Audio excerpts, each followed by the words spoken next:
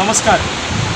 ഇന്ന് August 15 Indian ചരിത്രത്തിലെ സ്വർണ്ണ ലിപികളാൽ എഴുതപ്പെട്ട സൂര്യനസ്തമിക്കാത്ത സാമ്രാജ്യമെന്ന് വീമ്പെളുത്തിയവരെ അവരുടെ അസ്തമയം നടന്ന ദിനം.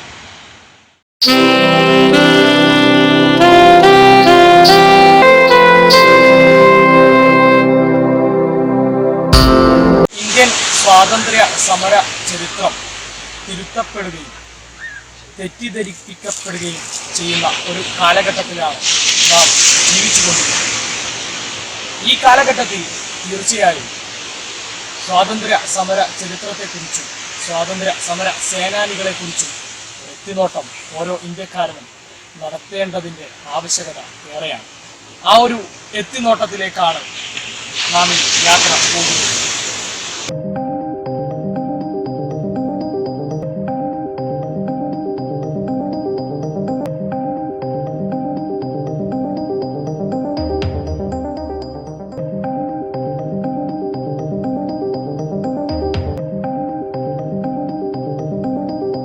The midnight of August 14th, 1947 symbolized the rebirth of a nation after the slumber of centuries and a long struggle for self-determination.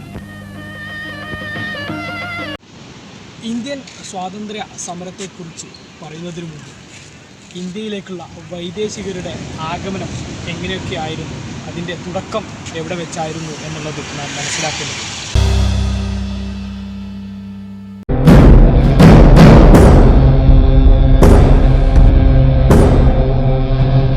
സംസ്കാരത്തിൻ്റെയും സമ്പത്തിൻ്റെയും Akshaya ഖനിയായിരുന്നു ഭാരതം. ഈ സമ്പത്തിനെ കുറിച്ച് കേട്ടറിഞ്ഞ് വിദേശ ശക്തികൾ ഇങ്ങോട്ട് എത്തിച്ചേരാനുള്ള വഴികൾ തേടി.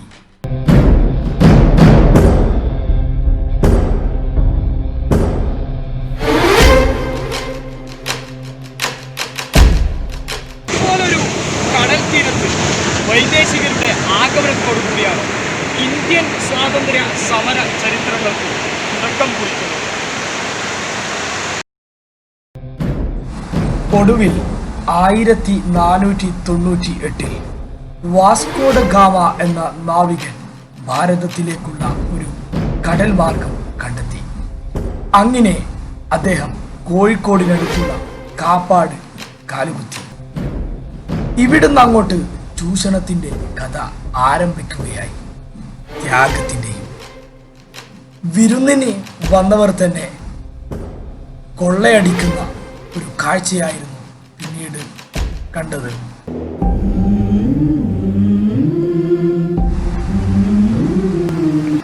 പോർച്ചുഗീസുകാരും ഫ്രഞ്ചുകാരും ഡച്ചുകാരും ഇവിടെ എത്തിയെങ്കിലും ഒരു രാഷ്ട്രീയ ആധിപത്യം സ്ഥാപിക്കാൻ കഴിഞ്ഞത് ബ്രിട്ടീഷുകാർക്ക് മാത്രമായിരുന്നു.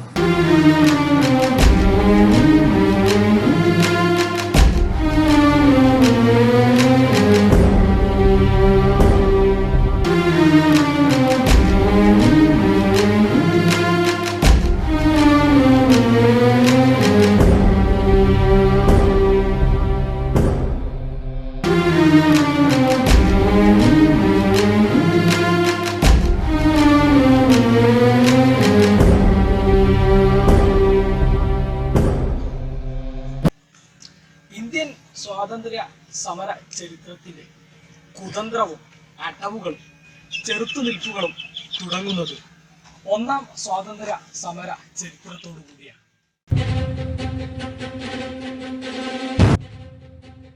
1857 ബ്രിട്ടീഷുകാർക്കെതിരെ ഒരു മഹാകലാപം ഉണ്ടായി.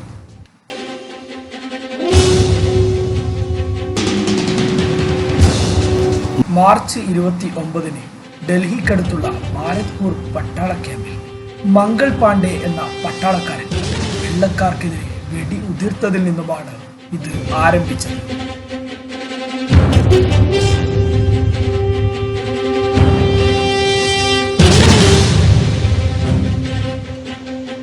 ഇന്ത്യൻ നാഷണൽ കോൺഗ്രസ് രൂപീകരിച്ചതോടുകൂടി സമരങ്ങൾ ശക്തമായി.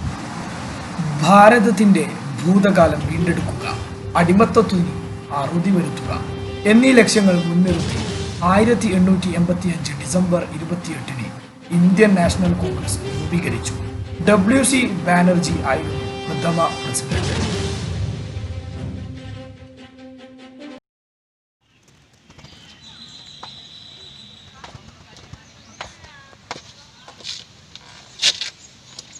ഭിന്നിപ്പിച്ച് ഭരിക്കുക എന്ന ബ്രിട്ടീഷ് നയം ആരംഭിക്കുന്നത് ബംഗാൾ വിഭജനത്തോടു കൂടിയാണ്. ഇംഗ്ലീഷ് വിദ്യാഭ്യാസത്തിന്റെ ഫലമായി ഇന്ത്യൻ നാഷണൽ കോൺഗ്രസ് പോലെയുള്ള വിവിധ സംഘടനകളുടെ പിൻബലത്തോടെയും വിദ്യാസമ്പന്നരായ ഒരു യുവതലമുറ ഉയർന്നു വന്നു. ഈ ഭീഷണിയെ നേരിടുന്നതിനു വേണ്ടി ഭിന്നിപ്പിച്ചു ഭരിക്കുക എന്ന തന്ത്രം പ്രയോഗിച്ച് 1905 ബ്രിട്ടീഷുകാർ ബംഗാൾ വിഭജനം സാധ്യമാക്കി.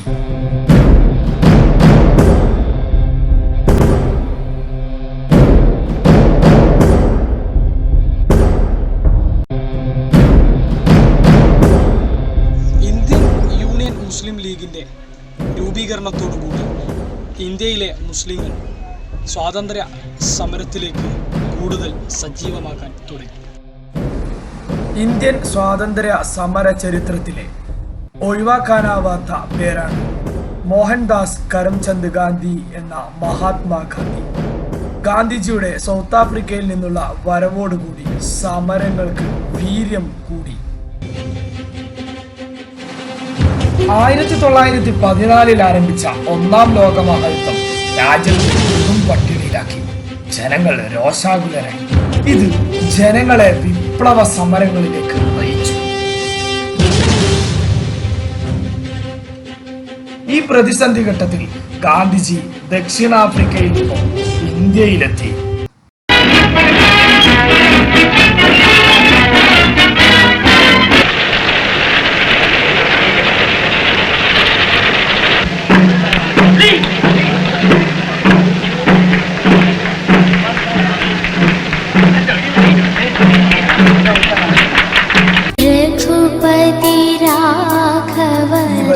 ഇന്ത്യയുടെ ചരിത്രത്തിൽ ഒരു പുതിയ യുഗപ്പിറവിക്ക് നാന്ദി കുറിച്ചു. അഹിംസയിലൂടെ ഒരു പുതിയ സമരമുറയ്ക്ക് അദ്ദേഹം രൂപം കൊടുത്തു. സത്യാഗ്രഹം എന്ന സമര പരീക്ഷണം സൂര്യനസ്തമിക്കാത്ത സാമ്രാജ്യത്തിന്റെ അടിവേരിളക്കാൻ പോകുന്നതായിരുന്നു.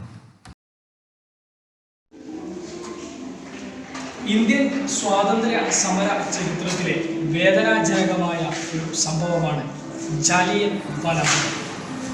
1919 ഏപ്രിൽ 13 അമൃത്സറിലെ ജാലിയൻ വാലാബാഗിൽ വെച്ച് ഒരു കൂട്ടക്കൊല നടന്നു.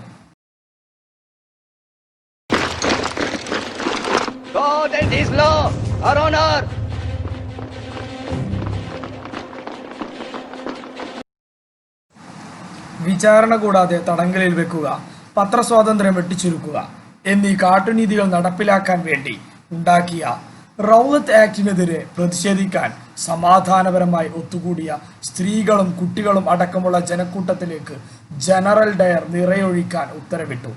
3 വശവും അടക്കപ്പെട്ട മൈതാനത്തിന്റെ ഒരു വശത്തു നിന്നും പട്ടാളക്കാർ നിറയൊഴിച്ചു. ഓടി രക്ഷപ്പെടാൻ പോലും ആവാതെ പിഞ്ചു കുട്ടികളടക്കമുള്ള ജനങ്ങൾ നിഷ്കരുണം കൊല ചെയ്യപ്പെട്ടു. साहिबान, आज वैसाखी का दिन है. हम यहाँ किसी किस्म का फसाद पोजीशंस लोड किस्म का फसाद करने के लिए इकट्ठा नहीं हुए हैं. आज की हमारी ये मीटिंग कानून को चैलेंज करने के लिए नहीं, बल्कि सरकार से ये अपील करने के लिए है कि वो अपने कर्फ्यू के फैसले पर फिर से गौर करे और हमारे लीडर साहब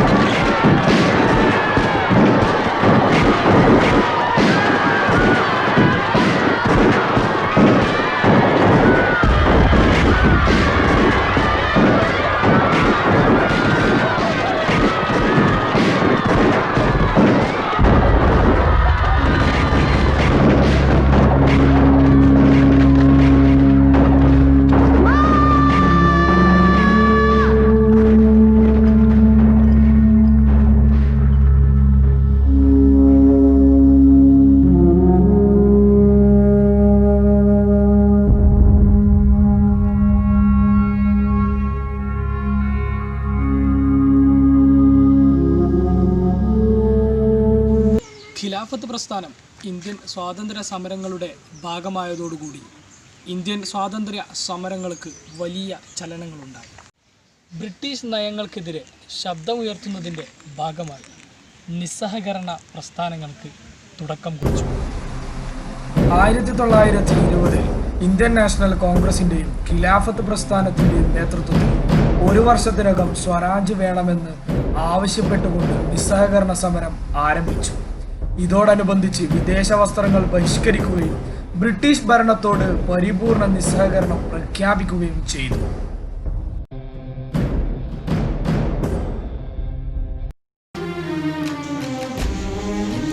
ബ്രിട്ടീഷുകാരന്റെ മൃഗീയതയെ തുറന്നു കാട്ടുന്ന ചിത്രമാണ്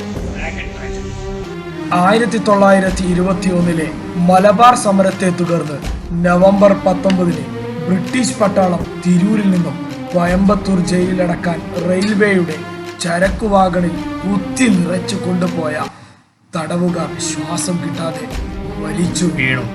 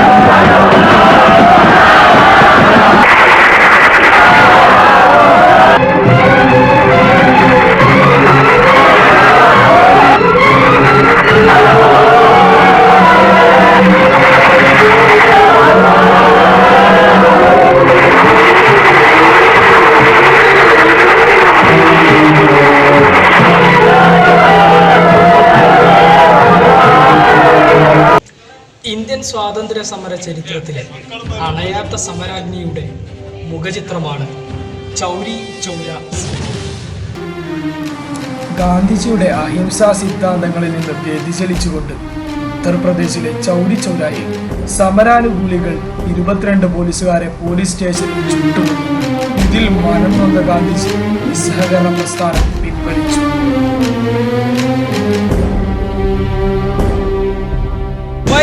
വരിക സഹചരെ, വലിയ സഹന സമരമാണ് നാം ഇപ്പം കേട്ടുകൊണ്ടിരിക്കുന്ന വലിയ സമര ഗീതമാണ്. ഇന്ത്യൻ സ്വാതന്ത്ര്യ സമര ചരിത്രത്തിൽ ഒഴിച്ചുകൂടാനാവാത്ത വലിയൊരു സംഭവം തന്നെയാണ് ഉപ്പ് സത്യാഗ്രഹം.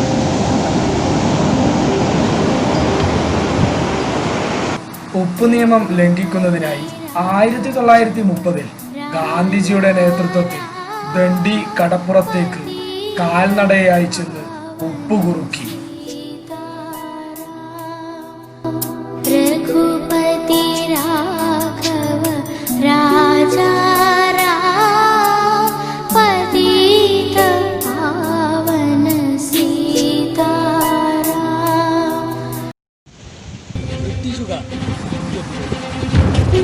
ബ്രിട്ടീഷുകാരെ ഇന്ത്യയിൽ നിന്ന് വേരോടെ പിഴുതെറിയുക എന്ന ലക്ഷ്യം മുൻനിർത്തി 1942 ഗാന്ധിജിയുടെ നേതൃത്വത്തിൽ കോൺഗ്രസ് ക്വിറ്റ് ഇന്ത്യ പ്രക്ഷോഭം ആരംഭിച്ചു.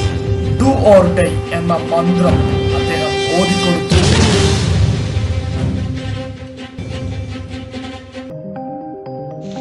അങ്ങനെ ഒട്ടനവധി പേരുടെ ജീവത്യാഗത്തിൻ്റെയും സഹനത്തിൻ്റെയും ഫലമായി ഇന്ത്യയിൽ ഒരു സാമ്രാജ്യം അസ്തമിച്ചു.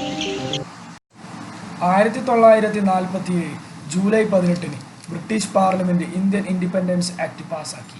കോടിക്കണക്കിന് ജനങ്ങൾ ആത്മാർത്ഥമായി കണ്ട സ്വപ്നത്തിന്റെ സാക്ഷാത്കാരമാണ് ഇന്ത്യയുടെ സ്വാതന്ത്ര്യം.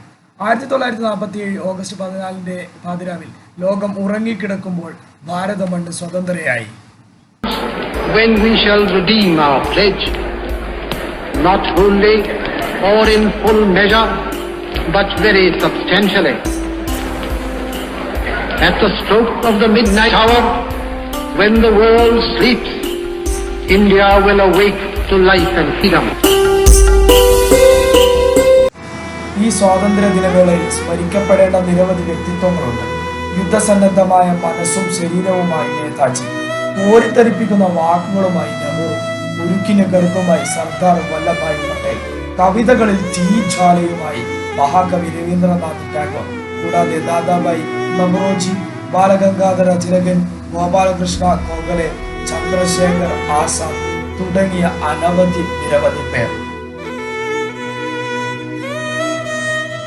ഓരോ സ്വാതന്ത്ര്യ ദിനം വരുമ്പോൾ ഒരു ജനതയുടെ വലിയ സമരങ്ങളുടെയും സഹനങ്ങളുടെയും ഓർമ്മകൾ ഓരോ ഭാരതീയന്റെയും മനസ്സിൽ ഇരുന്നു. അറിയപ്പെടാത്തവരും അജ്ഞാതരുമായ യോദ്ധാക്കളോടും രക്തസാക്ഷികളോടും മനസ്സാൽ നന്ദി പറയുന്നു. അവർ നമുക്ക് കൈമാറിയ നിധിയാണ് ഇന്ന് നാം അനുഭവിക്കുന്ന സ്വാതന്ത്ര്യം.